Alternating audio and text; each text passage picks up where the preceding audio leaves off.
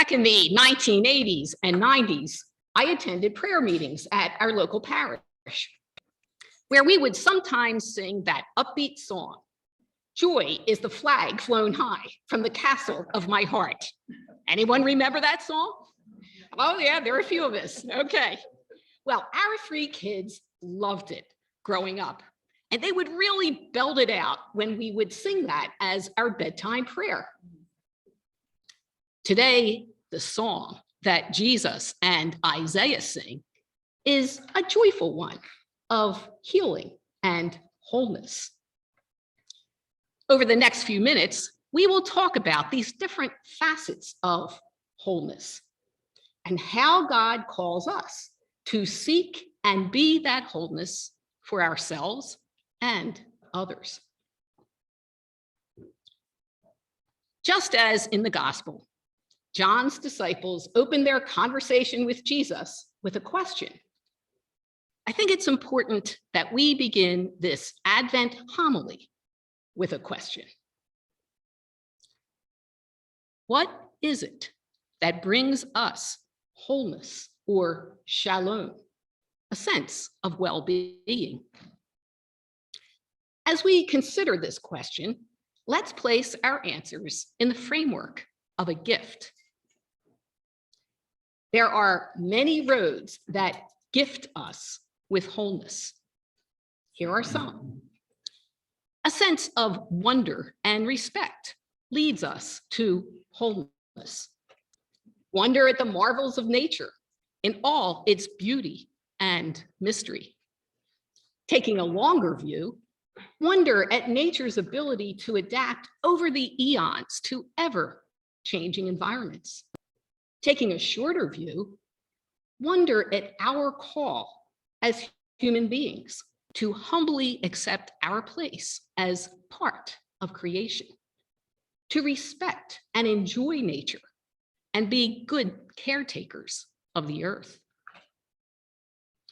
As examples, I see among us people who enjoy gardening and become one with the soil.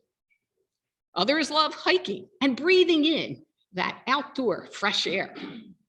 Some like to fish and savor the quiet time of waiting for a catch and the excitement of finally getting one.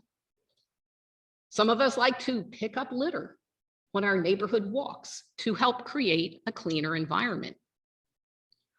All of these interests, when done with a sense of wonder and respect for creation, brings us wholeness and a sense of well-being.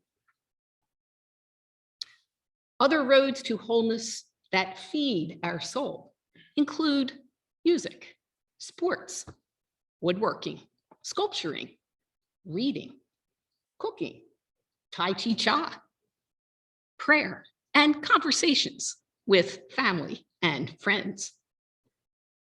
The groups that meet in our Mary Magdalene community, the Reiki Share for Peace, book discussion, and morning prayer embody shalom.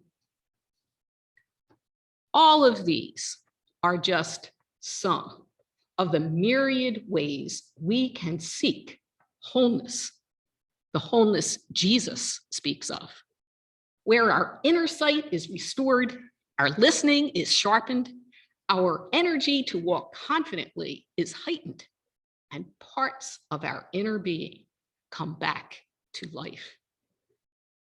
Gifts, indeed.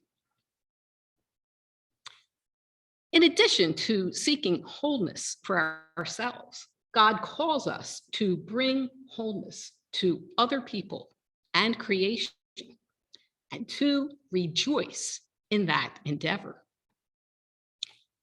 Anne-Marie Jones from Dawn's Place, who spoke to our faith community in October, is a brilliant example of someone who walked a very challenging path from being sexually trafficked to finding wholeness, trust, and genuine love. Now the residential supervisor at Dawn's Place, Anne-Marie is answering today's gospel call as she helps other women to experience well-being and walk into a life-giving path. Our son Shane and his wife Kirsty both work in varying capacities with students with special needs. Their love for these children, dedication to their well-being, and efforts to help them become all they can be are beautiful illustrations of responding to God's call to bring wholeness to others. Pat McKittrick works tirelessly to help those who are homeless. She does this on a personal level and strives at the government level to procure better services for them. Thank you, Pat, for the shalom you give through your presence and actions. Among us here and on Zoom, there are many who have worked in the medical and education professions as nurses, doctors, therapists, pharmacists, counselors, teachers and assistants, school board members, and administrators. We rejoice in the wholeness you and others have brought to many individuals and to our communities. Related to education, I'd like to share a heartwarming story that was published recently in the Philadelphia Inquirer. It highlights 21-year-old Nakobe Dean, a rookie linebacker for the Philadelphia Eagles professional football team. During Nakobe's childhood, he and his mother, who had served in the Army, often visited the United States Department of Veterans Affairs facilities. Here he would interact with the veterans in a heart-to-heart way. He played checkers with them, and noticing that some of them had missing limbs, asked the veterans about their time in the service. As they told their stories, he listened intently to them and was deeply touched by their courage. Nakobe began to dream of creating prosthetics for people like these veterans, and with this in mind, pursued a mechanical engineering degree at the University of Georgia. After 3 years with a 3.55 GPA, his education is on hold for now while he plays professional football. Yet he continues to give back to the community, as he did during his formative years, through his involvement in the Philadelphia Schools Wellness Initiative for health and dental care. At the conclusion of an event a couple months ago at the Baldy Middle School in Northeast Philly, Nakobe Dean spoke to each child, reminding them that they all have a purpose.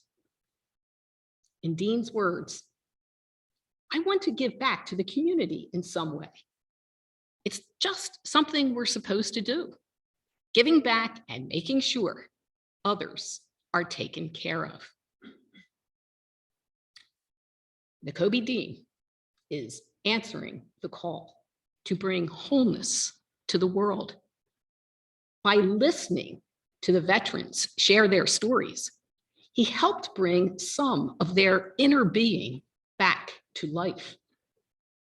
In telling school-aged children they have a purpose, he's helping these young people walk more confidently through life. In these ways and more, Nakobe Dean created heart-to-heart moments of shalom that embody Jesus's message to us today. As we walk into these last 2 weeks of Advent, take a moment to reflect on what wholeness means for you. What wholeness do you desire? How is God calling you to be wholeness to others? Answering these questions could be the best Christmas gift you give yourself and those you love. Rejoice, and may shalom be yours.